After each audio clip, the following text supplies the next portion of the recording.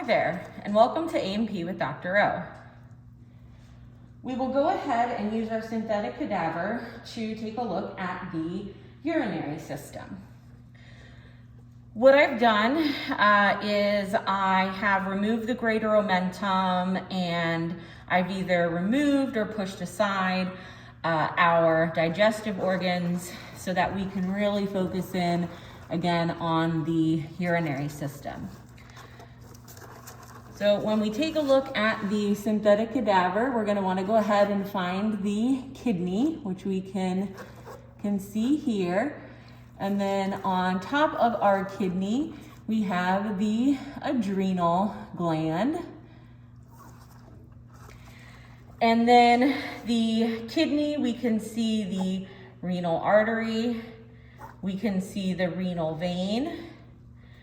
And those vessels, along with the ureter, are going to be found on a spot on the kidney known as the hilum. So there's this indentation here on the kidney known as the hilum. And then again, that's where we'll find our ureter, which we can see here, and then that renal artery and vein that we just looked at. Now, if I follow my ureter down, it's gonna take me to the urinary bladder. So I'm following my ureter all the way down